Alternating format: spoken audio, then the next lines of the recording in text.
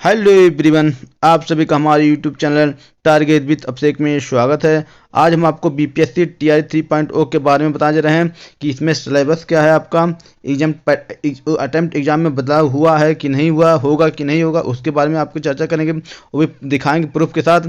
Exam pattern में क्या बदलाव हुआ है कि नहीं हुआ है। बीपीएससी 3 में आरक्षण लागू हो, नया आरक्षण जो लगा है वो होगा कि नहीं लागू होगा, उसके बारे में पूरा कंप्लीट आपको हम बताने जा रहे हैं। अगर आपको हमारा वीडियो अच्छा लगे तो लाइक सब्सक्राइब जरूर कीजिएगा, बेल आइकन प्रेस कर लीजिए ताकि कोई भी बीपीएससी टीआरई 3.0 से कोई भी रिलेटेड कोई भी सूचना रहेगी या कोई नोटिस आएगा तुरंत आपको हम बताएंगे। ठीक है, चलिए स्टार्ट करते हैं कि सिलेबस क्या है और उसका अटेम्प्ट में बदलाव हुआ है कि नहीं हुआ, सब पूरा कंप्लीट आपको हम बताने जा रहे हैं। ठीक है, चलिए स्टार्ट करते हैं। देखिए, बीपीएससी टीआरई 3.0 के बारे में हम आपको कंप्लीट बताने जा रहे हैं।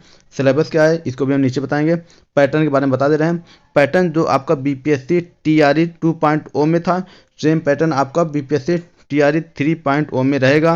और देखिए क्वालिफिकेशन पता है कि आपका अगर बीटीसी है या डीएलएड है, अगर आप बीटीसी या आप डीईएलईडी डीलेड हैं, अगर आप बीटीसी या डीलेड हैं 1 से 5 आप, और आपका सीटेट पेपर 1 आप पास हैं तो आप पीआरटी 1 से 5 का एग्ज़ाम दे सकते हैं। और देखिए, अगर आप सीटेट पेपर 2 पास हैं, अगर आप बीटीसी किए हैं तो आप 6 से लेकर के 8 तक के भी एग्ज़ाम दे सकते हैं। और देखिए, अब अगर आप बीएड किए हैं तो आप 6 से 8 का पेपर दे सकते हैं सीटेट, अगर आप सीटेट पेपर 2 पास हैं तो। और अगर आप बीएड किए हैं, अगर आप स्टेट पेपर 1 निकाले हैं तो आप 9 से 10 तक का आपका पेपर दे सकते हैं। अगर आप बीएड किए हैं, अगर आप स्टेट पेपर 2 निकाले हैं या स्टेट पेपर 2 निकाले हैं तो आप 11 से 12 का एग्ज़ाम दे सकते हैं। बीपीएससी आपका जो बीपीएससी का है टीचर का, अब 11 से 12 का आपको एग्ज़ाम दे सकते हैं। ठीक है, आपको क्वालिफिकेशन पता चल गया कि क्या कैसे है। चलिए अब नेक्स्ट देखते हैं। देखिए, नया आरक्षण लागू होगा कि नहीं होगा। देखिए, इसके बारे में अभी आपको नोटिस आया था, आपको एक न्यूज़ में आया था नया आरक्षण लागू होगा कि नहीं, उसके बारे में दिखाने जाए, देख लीजिए कि इस लागू होगा कि नहीं, पता चल जाएगा। देखिए, शिक्षक भर्ती तीसरे चरण में नया आरक्षण लागू होगा लागू।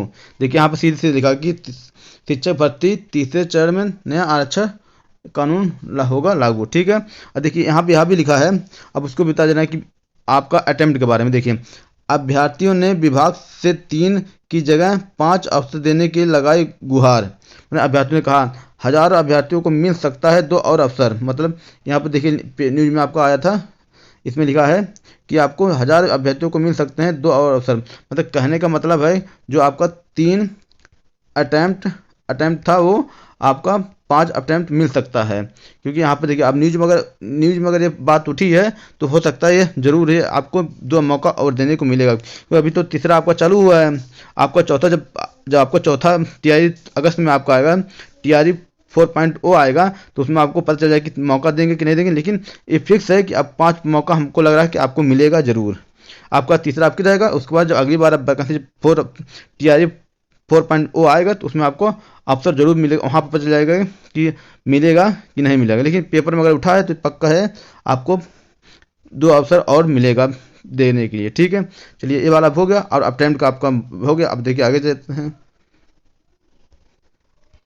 देखिए 3 अटैम्प्ट, इसमें 2 अवसर और मिल सकते हैं, पेपर में दिया था इसलिए आपको हम लिख दिए थे कि ये आपका हो गया। अब देखिए अदर स्टेट के बारे में बताएं। इसमें अदर स्टेट के सभी लोग बैठ सकते हैं, बट अगर आप सीटेट का मार्कशीट, आप सीटेट पास हैं और आपका मार्कशीट होना आपको निकलना चाहिए, अपीयरिंग वालों को नहीं। अगर सीटेट आप पास हैं, अगर यू आर जनरल आप अदर स्टेट के हैं तो आपको हम पहले बता दे रहे हैं क्योंकि इससे पहले बहुत से लोगों का नहीं हुआ था। अगर आप यू आर के जनरल से जितने भी लोग रहेंगे, अगर अदर स्टेट के रहेंगे तो उनको जनरल में काउंट किया जाएगा और उनका 60 में 60% होना चाहिए। कितना होना चाहिए? 60% आपका सीटेट में 60% होना चाहिए। ठीक है, और 60% का मतलब 90 नंबर। अगर आप सीटेट में चाहे पेपर 1 हो या पेपर 2 हो, अगर आप सीटेट पास किए हैं और अदर स्टेट के हैं तो आपको 60% लाना अनिवार्य है। मतलब आपको सीटेट में 90 नंबर लाना अनिवार्य है। अब देखिए सीटेट अदर स्टेट के मतलब आप ओबीसी यूआर महिला, मतलब अगर आप यदि आप बिहार के हैं तो, यदि आप बिहार के हैं, अब सीटेट ओबीसी यूआर महिला, यदि आप बिहार के हैं, महिला सिर्फ महिला बोल रहे हैं, अगर आप महिला हैं तो अगर आप महिला हैं और ओबीसी हैं, यूआर है, महिला है, यदि बिहार की हैं तो आपको 55 सीटेट में 55% लाना अनिवार्य। मतलब आपको 82, अगर आपका जनरल में है या ओबीसी या महिला है, अगर महिला है तो, अगर जनरल में है और आप बिहार की हैं तो आपको 82 नंबर पे भी आपको एग्ज़ाम पास माना जाएगा। अगर आप एसटी एससी या पीडब्ल्यू से हैं और यदि महिला हैं, बिहार की हैं, तो अगर आप सीटेट में 50% नंबर आपका है, मतलब 75 नंबर आपका है, तभी आप सीटेट क्वालिफाई माना जाएगा। ठीक है, ये ध्यान आप ध्यान दीजिएगा इस चीज़ को। अगर आप अदर स्टेट के हैं, आप अदर स्टेट के हैं तो आपको सीटेट में 60% लाना अनिवार्य, मतलब 90 नंबर लाना है। अगर आप सीटेट बिहार की हैं, यदि सीटेट में यदि आप महिला हैं और बिहार की हैं तो आपको 55% लाना, मतलब 82 नंबर लाना अनिवार्य, चाहे वो जनरल हो चाहे ओबीसी हो। और यदि आप बिहार की महिला हैं और एससी हैं या एसटी हैं तो आपको सीटेट में 50% लाना, मतलब 75 नंबर लाना अनिवार्य है। ठीक है, अभी आपको कन्फर्म हो गया। चलिए अब नेक्स्ट देखते हैं। आपको बता दें, अब ये खत्म हो गया। सीटें अपने वालों को तो मौका मिलेगा नहीं, ये तो आपको पता है, पेपर में आया था, आपको नोटिस भी आया था।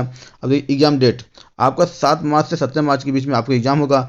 आवेदन आपको पता है 10 फरवरी से स्टार्ट होगा और 23 फरवरी तक चलेगा। अब 25 फरवरी तक रहेगा। अगर आप 23 तारीख के बाद अगर आप फॉर्म भरेंगे, 25 तारीख तक लास्ट डेट है, लेकिन उसमें आपको लेट फी पेमेंट लगेगा। ठीक है, अब चलिए आगे देखते हैं। अब यहाँ पे देखिए नेगेटिव मार्किंग है या नहीं है। आपको पता है, आपको कल ही पता चल गया था, नोटिस तो बहुत ज़्यादा था, 17 पेज में था, इसलिए हम उसको नहीं लिखे, उसमें जो कुछ इंपॉर्टेंट था उसको हम लिख लिए थे। अब देखिए नेगेटिव मार्किंग आपको है या नहीं, नेगेटिव मार्किंग नहीं है, जैसे पहले था वही सेम रहेगा। अब चलिए देखिए सिलेबस के बारे में बात कर लें। आप देखिए सिलेबस के बारे में 1 से 5 पीआरटी का 150 क्वेश्चन का आपका रहेगा, 30 नंबर का लैंग्वेज का रहेगा, उसमें से 22 नंबर आपका हिंदी रहेगा, 8 नंबर आपका इंग्लिश है। इसमें आपको सिर्फ क्वालिफाई करना है और उसमें कुछ नहीं होगा।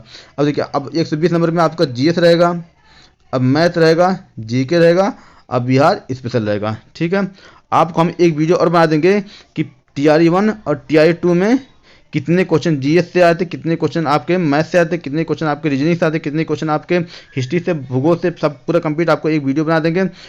कंप्लीट आपका 1 से पीआरटी का भी, 6 से 8 का कितने कितने क्वेश्चन आपको आए थे, उसी हिसाब से आप लोग पढ़िएगा। ठीक है, इसलिए चैनल को आप सब्सक्राइब कर लीजिएगा अभी हम, और बेल आइकन प्रेस कर लीजिए, ताकि हम कल आपको ये वीडियो बना देंगे और वीडियो डाल देंगे, अपलोड कर देंगे। उसके बाद आप उसमें देखिए कि कितनी हम पूरा कंप्लीट आपको पूरा कंप्लीट आपको हम बताएंगे कि आपका टीआरई 2 और टीआरई 1 में कितने क्वेश्चन जीएस से थे, हिस्ट्री से कितने थे, इकोनॉमिक्स से कितने थे, भूगोल से कितने थे, पूरा कंप्लीट आपको हम बता देंगे। ठीक है, इसलिए चैनल को आप सब्सक्राइब कर लीजिएगा। चलिए नेक्स्ट क्वेश्चन देखते हैं। अब चलिए देखिए 68 में देखिए आपका 30 नंबर का लैंग्वेज का रहेगा, इसमें आपको भी क्वालिफाई मार्क लाना है। अब फिर 120 नंबर में आपका जो होगा, 120 नंबर में आपका 40 नंबर का जीएस रहेगा और 80 नंबर का आपको जो सब्जेक्ट है, जैसे आप मान लीजिए मैथ से हैं तो मैथ रहेगा, और इंग्लिश तो इंग्लिश आपका 80 नंबर का रहेगा, हिंदी तो आपको हिंदी 80 नंबर का रहेगा, और अगर आप भूगोल है तो भूगोल से आपका 80 नंबर, आपका सब्जेक्ट से 80 नहीं 68 में देखिए यहाँ पे 40 नंबर आपका जीएस हो गया, ये तो आपके उसमें हो गया। अब 40 नंबर इसमें आपको 80 नंबर जो है, 80 नंबर में आपका अगर आप मैथ से हैं तो 40 नंबर आपका मैथ रहेगा और 40 नंबर आपका इसमें साइंस रहेगा। ठीक है, और जो भी क्वेश्चन थे देखिए, अधिकतर साइंस के जो क्वेश्चन थे एनसीईआरटी से आए थे और एससीईआरटी दोनों क्वेश्चन आते हैं, लेकिन अधिकतर क्वेश्चन जो आपके थे 75% क्वेश्चन आपके एनसीईआरटी से ही रहते हैं। ठीक है, इसलिए एनसीईआरटी के आप पढ़िएगा। अब देखिए, अब इस समय आपको प्रैक्टिस सेट लगाने के समय प्रैक्टिस सेट लगाइए। आप जाइए बुक से, आप बुक पे जाइए, कोई बुक ले लीजिए एक प्रैक्टिस सेट वाला, चाहे आप भूगोल का आप चाहे युद्ध का ले लीजिए या प्लेटफॉर्म का ले लीजिए या अरिहंत का आपका आता है उसका ले लीजिए, जो आपको आपके हिसाब से अच्छा लगे उसको ले। अब जितना हो सके आप प्रैक्टिस सेट लगाइए, प्रैक्टिस सेट लगाएंगे इससे आपका फायदा रहेगा। जब आपका 5 ऑप्शन रहेगा, जब प्रैक्टिस ज़्यादा लगाए रहेंगे तो आपको उससे अंदाज़ा मिल जाएगा कि हाँ कौन सा क्वेश्चन हम इसको हटा सकते हैं, एक क्वेश्चन नहीं है, एक क्वेश्चन इसमें नहीं होगा, आपकी एक अंदाज़ा मिल जाएगा। जिस दिन आपको 30 दिन का समय, आप 30 दिन में अगर 60 प्रैक्टिस लगा लीजिए, ये समझ लीजिएगा कि आपको महसूस हो जाएगा कि हाँ एग्जाम में क्वेश्चन को छांट सकते हैं, इस क्वेश्चन को हम हटा सकते, जो हमको नहीं है तो उसको भी एक अंदाज़ा हो जाएगा, एक आपको अनुभव हो जाएगा कि इस क्वेश्चन इसका ऑप्शन ये सही हो सकता है। अगर आप जो क्वेश्चन आपको नहीं आएगा उससे भी एक आपका अंदाज़ा हो जाएगा। ठीक है, और कोई, अब आपको हम पूरा कंप्लीट आपको हम बता देंगे कि एक वीडियो बनाएंगे, उसमें बता देंगे कि आपका TRE 1 और TRE 2 में कितने कितने क्वेश्चन किस सब्जेक्ट से आए थे, उसको पूरा कंप्लीट आपको हम एक वीडियो बनाकर अपलोड कर देंगे। ठीक है, थैंक यू, अभी जय हिंद।